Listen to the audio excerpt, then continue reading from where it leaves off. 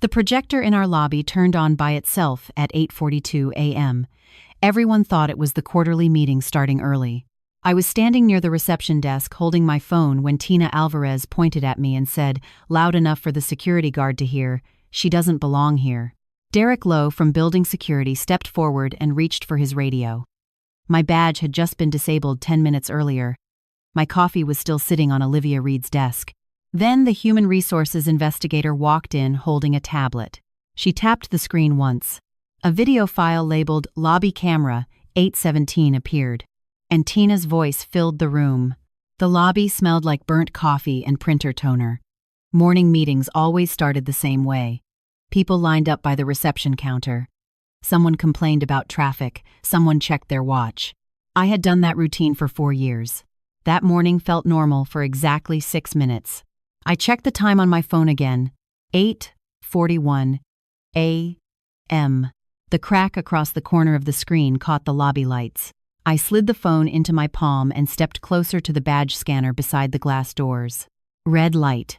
No beep. Just a flat, silent refusal. I tried again. Red. The receptionist, Olivia Reed, looked up from behind the desk. "You having trouble again?" she asked quietly. I nodded and pressed the badge one more time. Still red. The security guard shifted his weight near the doors. Derek Lowe had worked that building longer than most managers upstairs.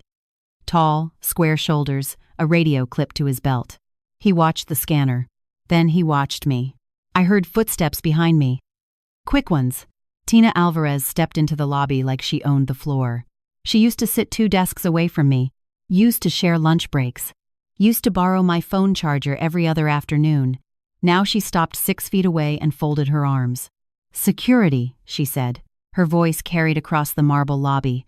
Derek turned toward her. "She's trespassing," Tina said. "She was terminated yesterday." A few people near the elevators stopped talking. Someone near the coffee cart turned around. The building suddenly felt smaller.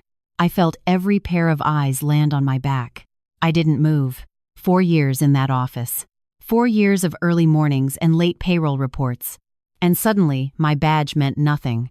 I didn't know it yet, but this wasn't a family argument. It was about who was allowed to sign my name. Derek stepped closer to the scanner. "Ma'am," he said carefully, "if your access is disabled." "I work here," I said. My voice sounded calmer than I felt.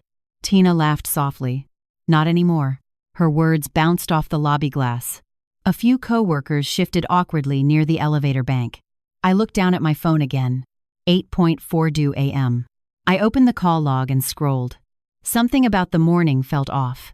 Too clean. Too rehearsed. I checked the timestamps again. Then I checked them again. The crack in my screen cut straight through the numbers. Behind me, the elevator doors opened with a soft chime. Someone walked into the lobby carrying a thin black tablet. Carla Simmons, human resources investigator. She moved past the reception desk without greeting anyone.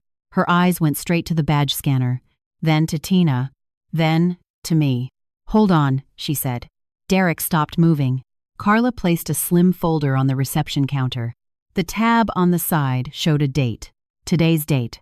She opened the tablet and tapped the screen. Across the lobby, the wall projector hummed. The same projector that had turned on by itself seconds earlier. A file window appeared. White text on a black background. Lobby camera 817. Carla looked around the lobby once. 30 people were watching now. She pressed play. And Tina's voice came through the speakers before anyone expected it. Tina's voice came through the lobby speakers before anyone expected it. Clear. Sharp, close to the microphone. "Just disable her badge before the meeting. Security will remove her." The audio stopped. No one in the lobby moved. Carla Simmons didn't say anything yet. She stood beside the reception counter, one hand resting on the tablet. The projector light washed the wall in pale blue. I could hear someone near the elevators whisper, "Wait, what?" Tina didn't laugh this time. Her arms dropped from where she had folded them. "That's not," she started. Carla tapped the screen again. The recording rewound 3 seconds. The timestamp glowed on the wall.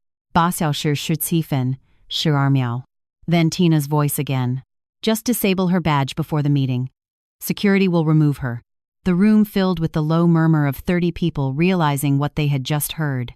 Derek Lowe shifted his weight beside the badge scanner. His hand moved slowly away from the radio on his belt. I looked down at my phone again. The cracked corner of the screen caught the projector light. 8:42 a.m. My call log was still open. 3 missed calls from Tina the night before. 1 message, at Dickones Penem. I had not answered. Across the lobby, Tina stepped forward quickly. "That audio is taken out of context," she said. Her voice was louder now. Defensive. She looked around the room like she was trying to find someone willing to agree. "Melissa's been causing problems for weeks." A few people shifted uncomfortably. Mark Dalton, our department head, had stepped out of the elevator at some point during the recording. He stood near the coffee cart now, watching the screen. Carla picked up the slim folder she had placed on the reception desk. The paper tab stuck out from the side. She slid the folder across the counter toward Derek. Inside was a printed sheet. "Security badge scan log," Carla said calmly. She turned the page toward the lobby so everyone could see the top line. "Melissa Grant, access disabled, 8:32. My stomach tightened. I checked my phone again. Then I checked the number on the projector. Badin Schertiefen. Then the badge log. Badin Sencherarfen. 2 timestamps. 15 minutes apart. I checked them twice. Then I checked them again. Something about that gap mattered. Derek studied the page. "Who authorized this change?" he asked.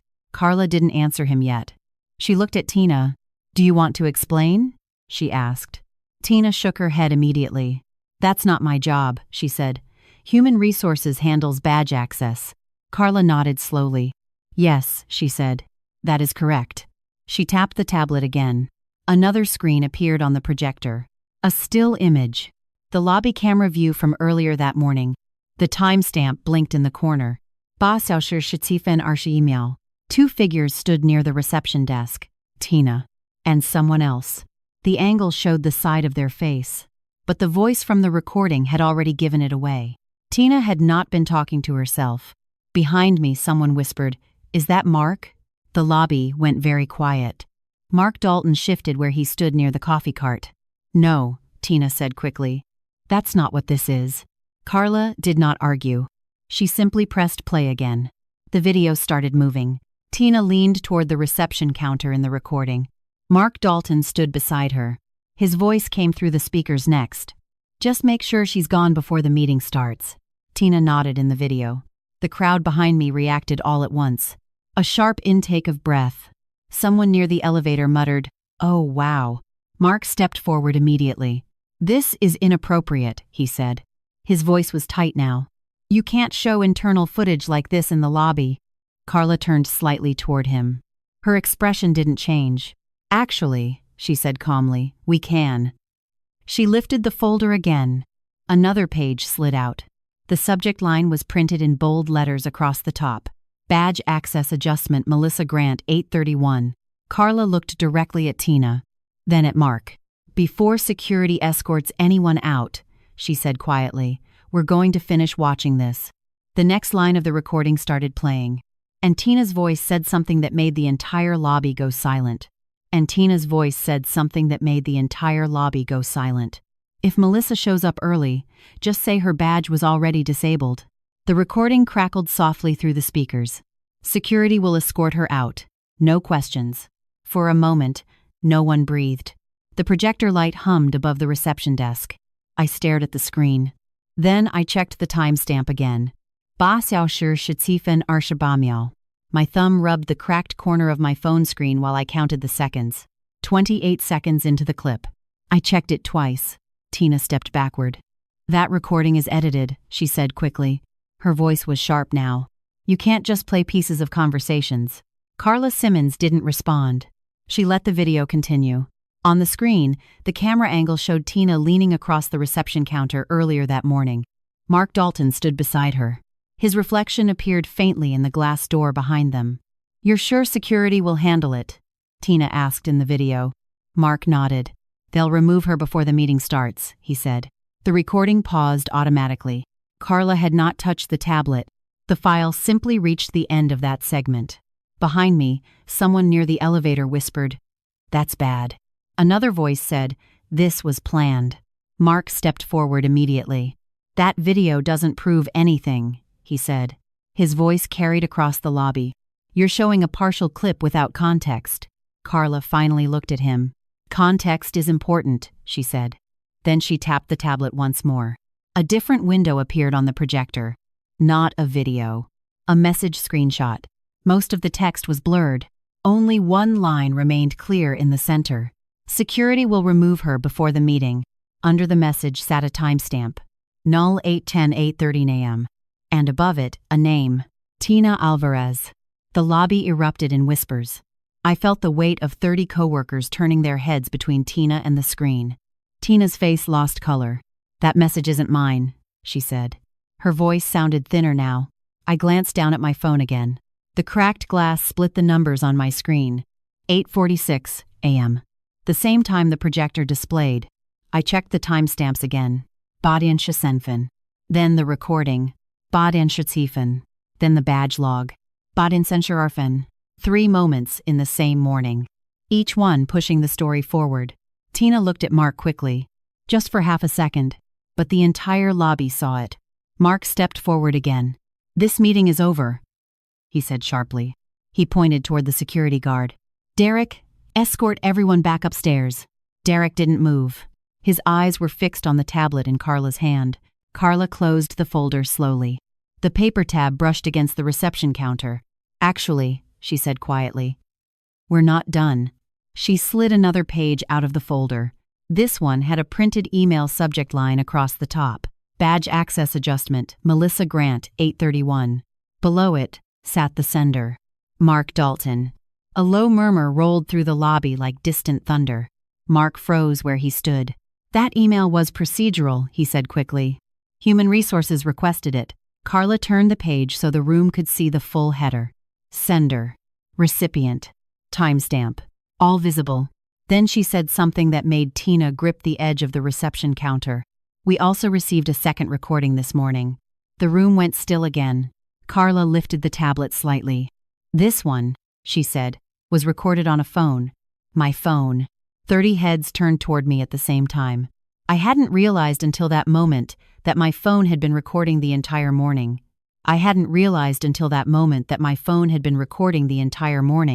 Carla Simmons held out her hand. "Melissa," she said calmly. "May I?" 30 people were watching me. I looked down at my phone again.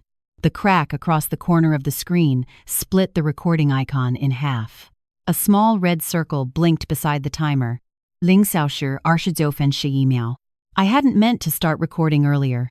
When my badge failed the first time, I had opened the voice recorder out of habit. I kept notes like that sometimes. Payroll reminders, meeting instructions. I never stopped it. I stepped toward the reception desk and placed the phone in Carla's hand. The lobby stayed quiet.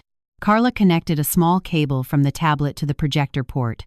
The screen flickered. Then my phone's audio file appeared beside the earlier camera recording. File name. Voice memo 839. Carla pressed play. The speakers hummed. For a few seconds, the recording captured nothing but lobby noise. Coffee cups touching the counter. Elevator doors opening. Someone coughing near the reception desk. Then footsteps. 2 voices. Tina's voice first. "Is security ready?" A second voice answered. "Mark Dalton. They're expecting the call." A ripple passed through the crowd behind me. The recording continued. "Just make sure she scans her badge," Tina said. "That way it looks like she tried to enter." Mark gave a quiet laugh. "I already disabled it." The room erupted in whispers again. Someone near the elevators said, "You've got to be kidding." Tina slammed her hand on the reception counter. "That recording is illegal," she said sharply. Her voice echoed across the marble floor. "You can't record conversations at work." Carla paused the audio. She looked at Tina for a long second. "Actually," she said, "state law allows recording if one participant consents." Then she nodded slightly toward me. "And Melissa is present in the conversation." Tina's fingers tightened on the edge of the counter. Her knuckles turned pale. Mark stepped forward again, trying to recover control of the room. "This is turning into a spectacle," he said. His voice sounded thinner now. "Everyone needs to return to their departments." Derek Lowe shifted beside the lobby doors, but he still didn't move. The red scanner light beside him blinked quietly. I checked my phone again out of instinct. 8:52 a.m. Then I checked the timestamps in the recording. Badian Senshidiofen. Then the earlier message screenshot. Badian Shasenfen. My mind lined the moments up like pieces of paper on a desk. Plan. Preparation. Execution. Tina looked around the lobby quickly. Her eyes moved from one coworker to another. Most of them avoided her gaze. Carla resumed the audio recording. The next part of the conversation played through the speakers. Tina again. What if she argues? Mark answered without hesitation. Security will escort her out. Human resources will handle the rest. Another pause. Then Tina said something quieter, but the microphone still caught it. She's nobody here anyway. The words hung in the air. Heavy. Ugly. The same sentence she had repeated in the lobby minutes earlier. I heard someone behind me whisper, "Wow." Carla stopped the recording. She turned slowly toward Derek Lowe. "Security," she said calmly. Derek straightened. "Yes, ma'am." Carla nodded once toward Tina. "Please remain here." Then she turned toward Mark. "And you as well." Mark's jaw tightened. "You're detaining us now?" he asked. Carla didn't raise her voice. "No," she said. "We're waiting." The glass lobby doors slid open at that exact moment. 2 uniformed police officers stepped inside. And Tina's face finally lost every trace of color. The 2 police officers stepped through the glass lobby doors with the quiet confidence of people who already understood the situation. Their radios crackled softly. The room parted for them without anyone asking. Officer Grant, the taller of the 2, approached the reception counter first. "Who requested assistance?" he asked. Carla Simmons raised her hand slightly. "I did," she said. She placed the tablet flat on the counter so the screen faced the officers. "There has been an internal complaint involving harassment and falsification of workplace records," she explained calmly. "Relevant recordings have already been preserved." Tina's voice broke in sharply. "This is ridiculous." She pointed at the tablet. "That recording was taken without permission." The officer glanced at the paused screen. The timestamp 8:39 blinked faintly. Then he looked back at Carla. "Ma'am," he said, "do you want to file an official report?" Carla nodded. "Yes." Behind me, the lobby had turned into a wall of silent witnesses. 30 coworkers, reception staff, security.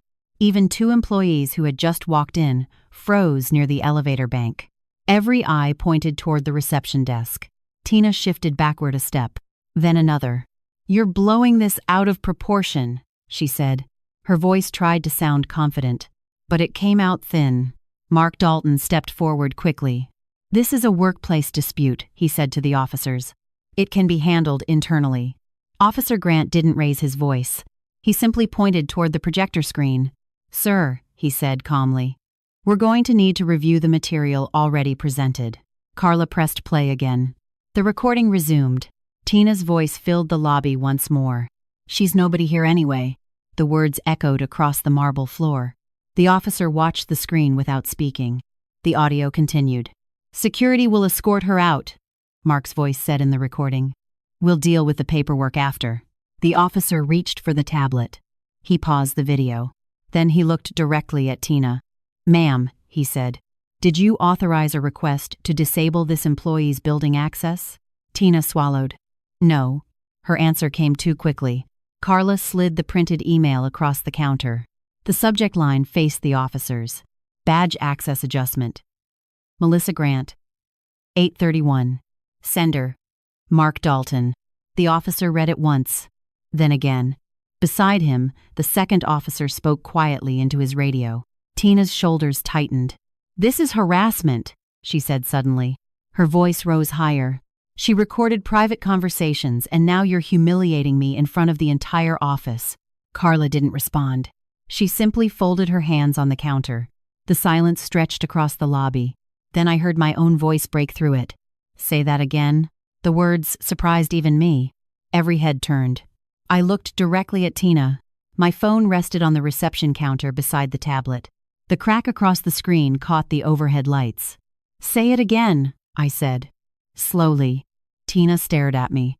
For a moment she looked like she might speak. Then she looked past me. At the officers. At the coworkers watching. At the projector screen still frozen on the recording. Her mouth closed. Officer Grant straightened. "Ma'am," he said, "we're going to need you to come with us so we can discuss this further." Tina's chair scraped the floor as she stepped backward. "I'm not under arrest," she said quickly. "No," the officer replied, "but you are part of an active complaint." Mark stepped forward again. "This is unnecessary." But Derek Lowe had already moved. The security guard opened the glass lobby doors. The officers guided Tina toward the exit. The entire office watched as she passed through the lobby. For the first time that morning, no one said a word. Outside, blue police lights reflected across the glass doors. The flashes rolled across the marble floor and up the lobby walls like quiet waves. No one moved for several seconds. The glass doors slid shut behind Tina and the officers. The building felt different immediately. Quieter. Derek Lowe stepped away from the entrance and clipped his radio back onto his belt. Behind the reception desk, Olivia Reed slowly lowered the stack of visitor badges she had been holding. The projector above us still hummed softly. Carla Simmons reached forward and tapped the tablet. The screen went dark. Just like that, the evidence vanished from the wall. But the silence in the room stayed. Mark Dalton remained near the coffee cart. He had not moved since the officers walked Tina outside. Carla turned toward him. "Mr. Dalton," she said calmly. "Yes?" he replied. His voice sounded smaller now. Carla lifted the folder again. The same folder with the date tab. The same one she had opened when this all started. She slid a final page across the counter. "This is a formal notice of internal investigation," she said. Mark stared at the page. His jaw tightened. Then he nodded once. "I understand." Carla closed the folder. "Human Resources will contact you this afternoon." The elevator doors opened again somewhere behind us. Several coworkers quietly slipped inside. Others remained standing in the lobby. Whispers moved through the space like wind. I stayed where I was. My phone rested on the reception counter. The crack across the screen caught the light from the lobby windows. I picked it up and checked the time. 9:07 a.m. The morning meeting had never started. Olivia leaned across the reception desk slightly. "Melissa," she said gently. I looked up. "Your badge," she said. She pointed toward the scanner beside the doors. I stepped closer. The same scanner that had blinked red earlier. The same one Tina expected security to use against me. I slid my badge from my pocket. For a second I just held it. The plastic edge felt familiar in my fingers. 4 years of mornings. 4 years of routine. I raised the badge and tapped the scanner. Green light. A soft beep followed. Simple, quiet, but 30 people in the lobby heard it. No one said anything. They didn't need to. Derek gave me a small nod. Then he turned back toward the doors. The blue police lights outside had already disappeared. Carla packed the tablet into her bag and picked up the folder.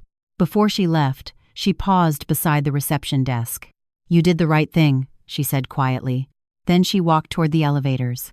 The lobby slowly returned to its usual rhythm. Coffee cups, footsteps, the low murmur of conversations restarting. I stood there a moment longer. Then I placed my phone face down on the reception counter. The crack in the screen disappeared from view. For the first time that morning, the building felt steady again.